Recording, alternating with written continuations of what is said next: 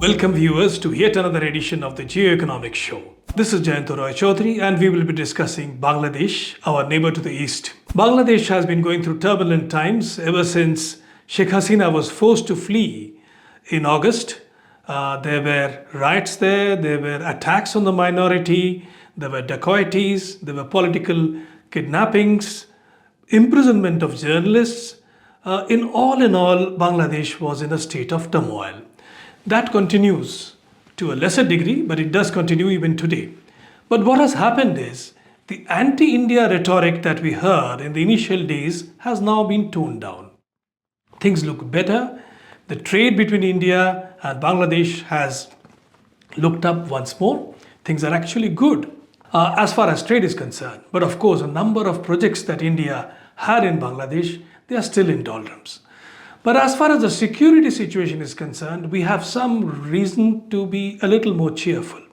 The main reason is a number of statements which were made by General Waker-Uz-Zaman, the Chief of the Army Staff of Bangladesh, the man behind the throne in Dhaka actually. He's the man who helped install a government led by Professor Muhammad Yunus, which is a caretaker government in Bangladesh, and he's also the man who's made it clear that elections have to be held. We will now talk to our guest today, Mr. Shantanu Mukharji, an IPS officer, a security expert, and a former national security advisor to the Mauritius government. He has also served several times in Bangladesh for India. Mr. Mukherjee, what exactly did Zaman say and how do you read what he said? General Waker-Uz-Zaman is the serving army chief of Bangladesh. He's a 4-star general, considered to be professional and also thought to be a relative of former Prime Minister Sheikh Hasina and her appointee. There's no doubt about it. But this aside, that is on a personal score. And he seemed to be a thorough professional and like the other generals, his series of predecessors, he also underwent a very turbulent period. Not himself, he oversaw the country going through agitations in July, August last year, the uprising, the students' uprising, so many deaths, violence, and ultimately led to the ouster of Hasina and finding refuge in India. But what is significant, which I'm going to talk today, is his speech late last month. He was ordinarily not seen much in public or getting into public contact, speaking to them in any private or public forum. Yet he chose to speak. And I must say that he spoke a lot of sense. Perhaps he realized that the country needed him to speak, to reach out to the public because of several reasons. You all know, we all know, is that so far it has been more than 6 months since Hasina left the country. There's regime change. But Bangladesh, unfortunately, had not seen any sense of stability. Now, what are the highlights of his speech? That is that he called for unity. He called for discipline. And he, in a very nonsensical syntax, I would say, he called upon people to remain united because he said that because of the division, according to the general, the undesirable elements and the nefarious elements, they were taking advantage of it and they have weakened. In other words, it was an admission of the ongoing violent activities, the extortion, etc., which I just elucidated. And he said that twice he said that he's warning the country. And more importantly, he said, later you don't tell me that I hadn't warned you. This should not be missed. This is absolutely a business-like sentence, very firm in content and in tenor. That's something we should watch for. And he also called for that he said that enough is enough. Of course, that it's been exceeding limits, the cases of activities and the violent activities, the police becoming ineffective. He mentioned that, not only in the passing, in so many words, that the RAB, there's a law enforcement, the BGB border guards, Bangladesh, and others. He also recalled the contribution of the other agencies like DGFI, NSI. In brief, it was a very comprehensive mention of the existing political and the law and order scenario of the country. Now, coming from the army chief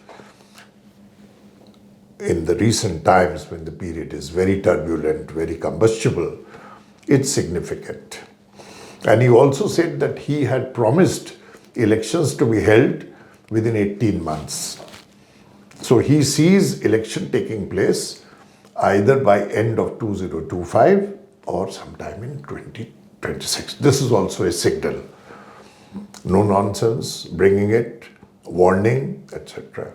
So that was Army Chief who's and soon after this he spoke while commemorating the death of the then BDR officers who died out of an uprising, unfortunately. So many officers had died. This was an occasion. But within a couple of days later, at a different location, against army related, he again spoke.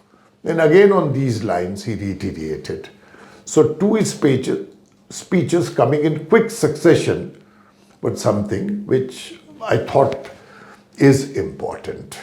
Number one, with elections coming, law and order declining, the army. And in this context, it would also be pertinent to point out that the army has always played a very critical role in the history of Bangladesh for the last over 50 years, ever since it attained independence. It became an independent country after the liberation in 1971. The army's role was there, the Mukti Jodhas from the army who had participated. And then we found that in 1975 also, the army, the uprising, which led to the unfortunate exit of Sheikh Mujibur Rahman. Then in the same year, there was again a coup and a counter coup in November 1975. In 81, we found that Zia coming, and in the month of May, his assassination. Then again, one of the major generals paying his life, Manzoor Ahmad.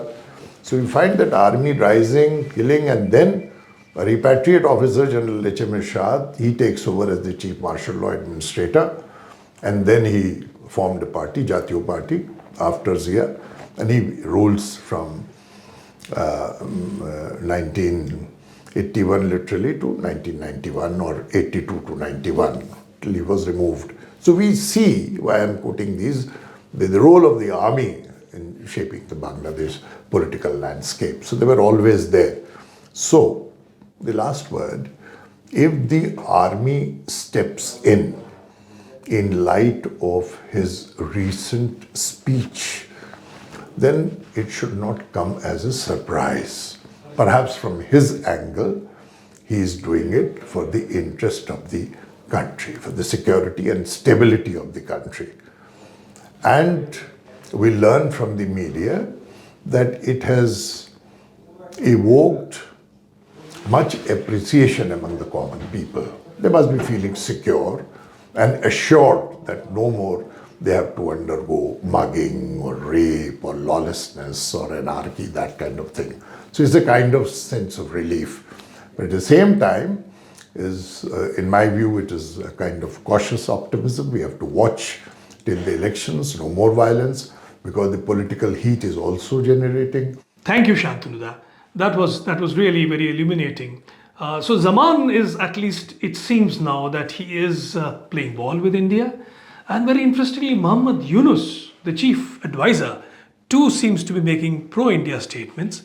The man who had at one time seemed to be definitely have some reservations about India is now telling BBC at least that relations with India are good, and if there are some misunderstandings, he would like to clear it up. Hopefully, he will be meeting Mr. Narendra Modi on the sidelines of a BIMSTEC meeting in Bangkok, sometimes in end of March, early April.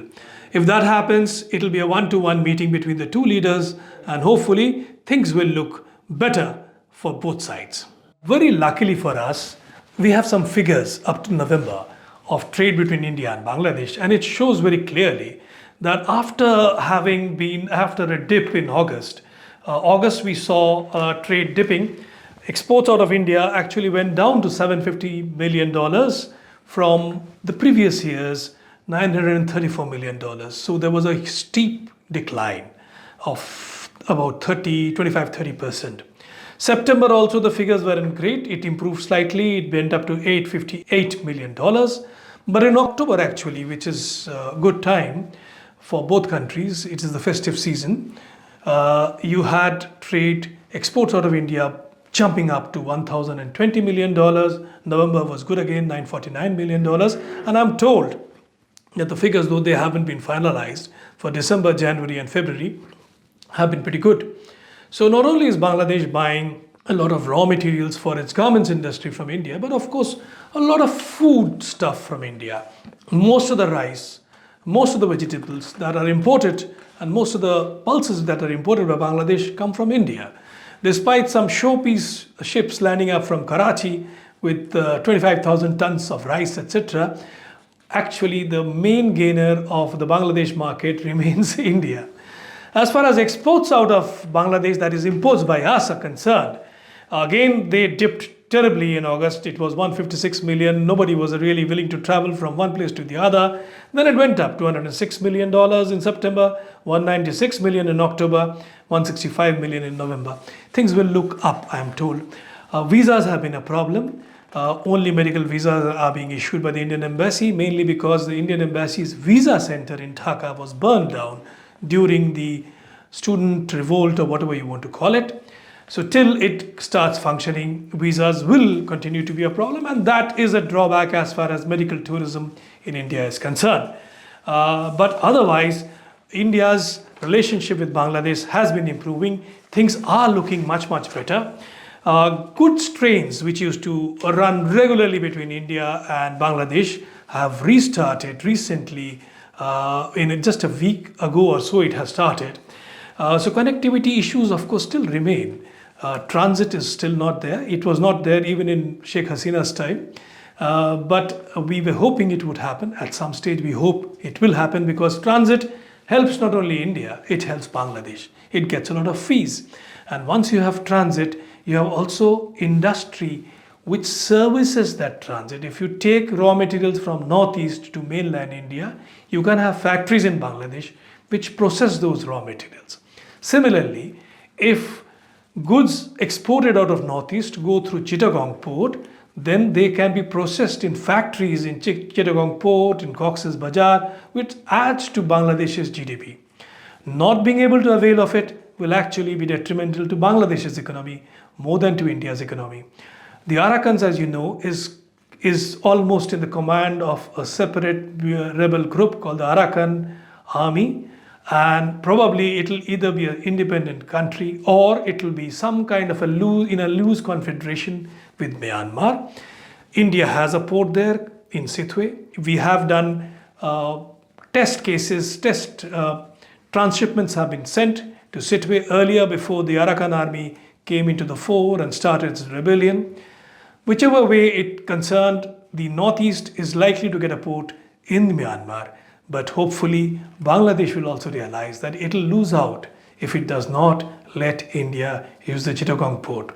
So it's not just Bangladesh is not something which is important for us as far as security is concerned. It is important because Bangladesh at one time had become a hotbed for northeastern rebels.